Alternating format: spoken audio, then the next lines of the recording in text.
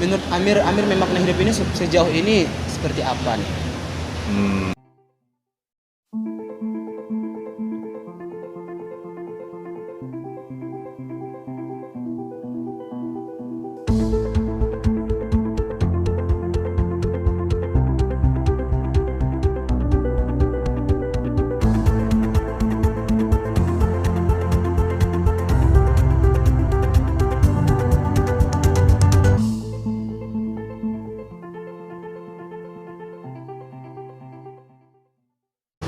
Assalamualaikum warahmatullahi wabarakatuh. Teman-teman setia pendengar podcast Pakai Otak, bertemu lagi dengan saya Khairul Ihsan Daulay, podcaster di Mandailing Natal. Seperti biasa, podcast Pakai Otak akan mendatangkan bintang tamu yang luar biasa tentunya untuk berbagi kisah inspiratif menarik yang mungkin bisa menginspirasi kita tentunya. Karena saya yakin dan percaya bahwa setiap orang itu punya cerita yang menarik untuk dibagi. Siapapun pasti punya. Apalagi bintang tamu saya yang luar biasa ini, jauh-jauh kita undang guys. Sebelumnya saya perkenalkan dulu dia. Ini laptop udah mati atau gimana kita nggak tahu. Mungkin baterainya lowbat juga.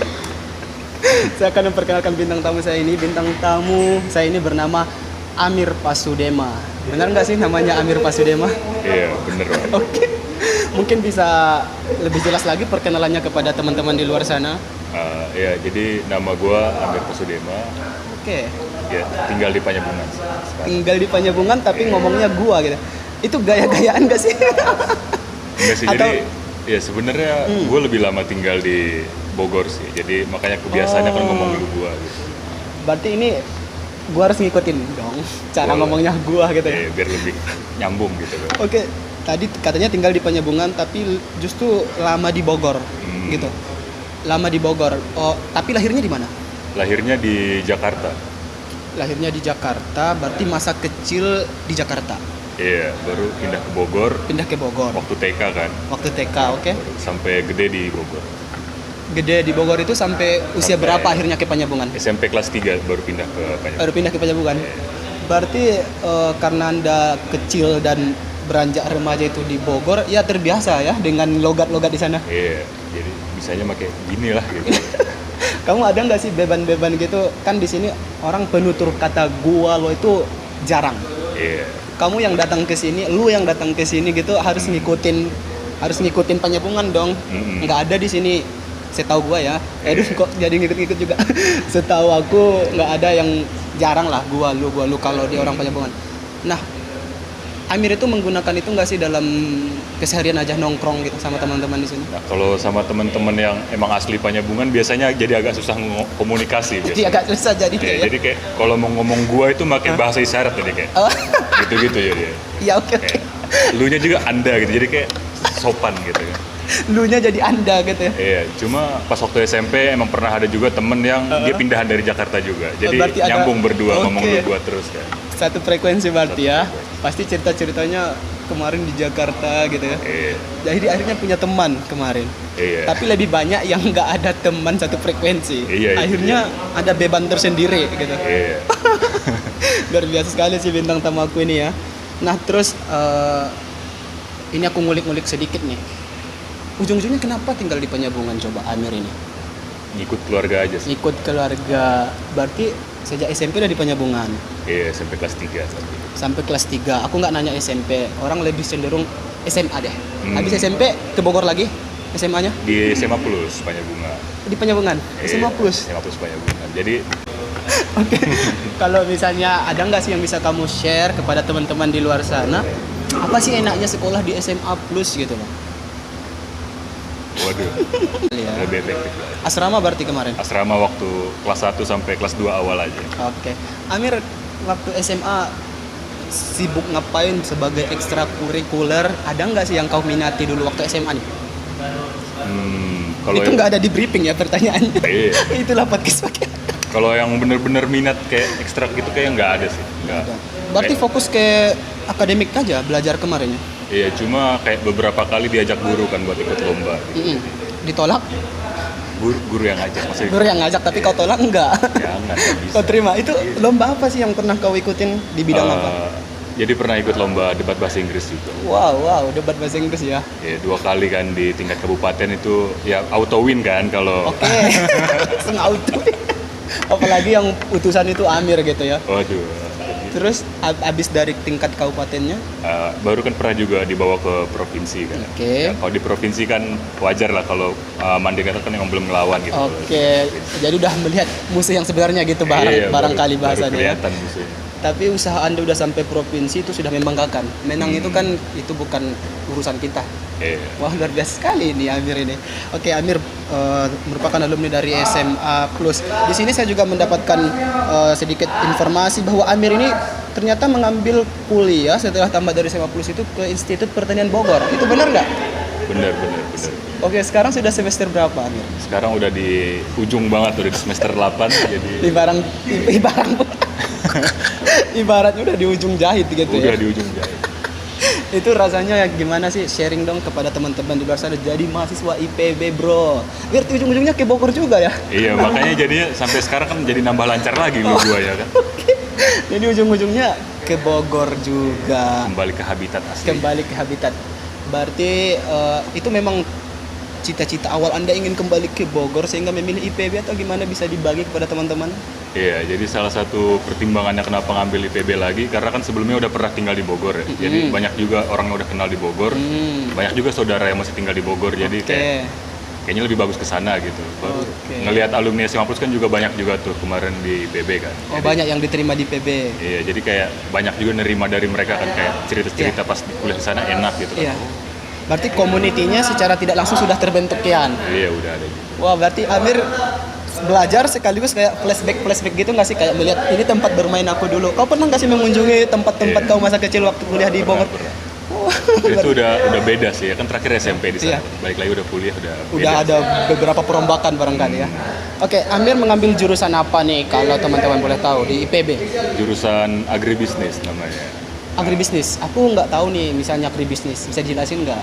Jadi agribisnis itu kayak ya simpelnya itu bisnis pertanian gitu sih, Pak. Bisnis pertanian. Oke, berarti hasil pertanian itu bagaimana caranya biar dibisniskan gitu bahasanya. Iya. Wow, luar biasa.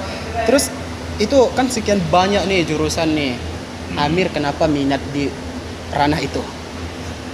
Jadi banyak juga sih dengar-dengar kayak dari saudara-saudara juga yang lain yang udah tua-tua katanya di Indonesia sekarang lagi bagusnya yang ambil yang kayak gituan gitu, bisnis pertanian kan. Apalagi kan Indonesia katanya kan negara pertanian gitu. Iya betul, negara kita memang negara agraris gitu ya. Sehingga berarti Amir mengambil jurusan itu karena ada beberapa masukan dari keluarga. Iya, banyak pertimbangan juga. Nah, setelah itu Anda masuk dengan jurusan Anda mencintai jurusan ini seperti apa? Itu kan kemarin mungkin usul. Anda menerima mungkin belum sepenuhnya, tapi setelah jadi mahasiswa agribisnis rasanya gimana? Rasanya senang sih karena emang kayak masuk ke satu frekuensi kan. Oke. Kalau di IPB itu masuknya dia ke ekonomi. Oh. Jadi kan lebih belajar ke ekonomi, kayak penerapannya kan jelas gitu. Jadi kayak asik nih belajarnya gitu, nggak kayak yang menghayal-hayal gitu. Oke, jelas gitu ya. Belajar analisis gitu, berarti keuangan mungkin ya. Ekonomik tadi kan. Oh, luar biasa sekali sih, saya kedatangan bintang tamu yang luar biasa guys dari ini mahasiswa IPB, katanya semester akhir nih. Berarti lagi berjuang untuk skripsi dong. Iya, lagi bikin skripsi sekarang.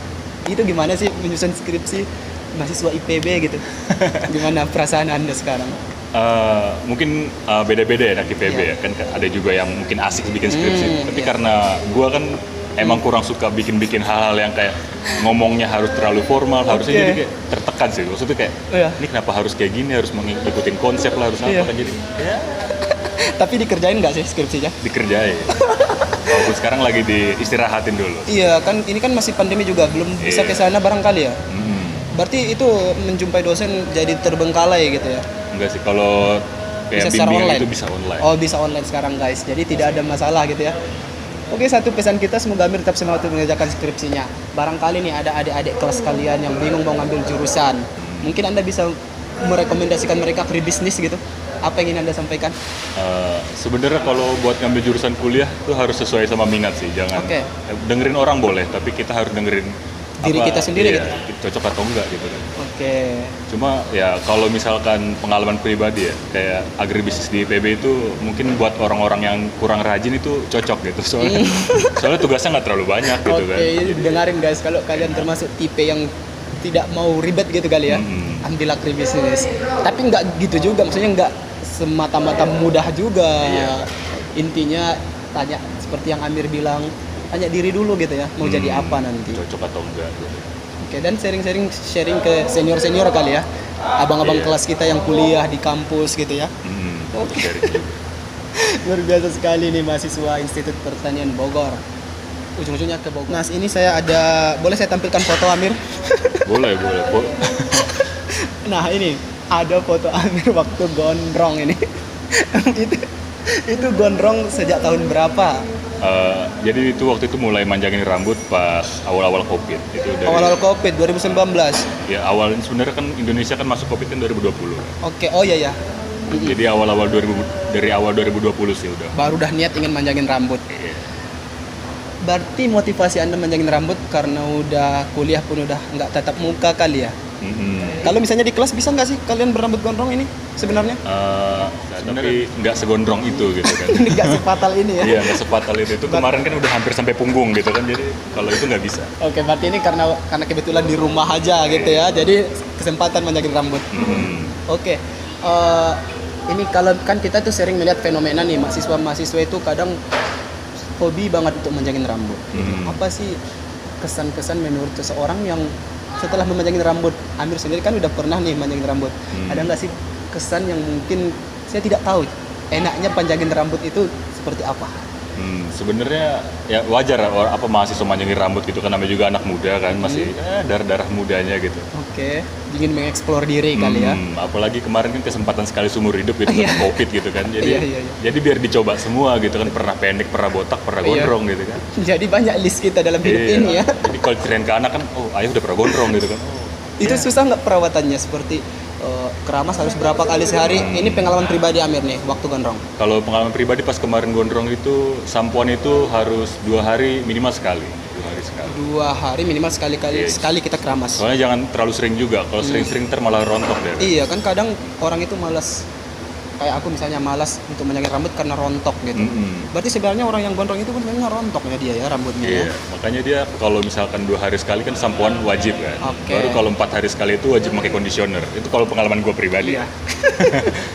Tapi ini guys yang bikin kita kayak geleng-geleng kepala gitu kan. Kita itu kalau udah gondrongin rambut itu rasanya berat banget untuk memotongnya lagi. Ini kenapa Amir malah motong lagi nih? Sebenarnya kan salah satu motivasi awal kan biar kan gue suka tampil beda ya. Kayak Oke. Kalau gue kan ngeliat orang banyak kan rambutnya biasa aja tuh. Kalau Iya. kalau gondrong mungkin bakal mencolok nih gitu kan.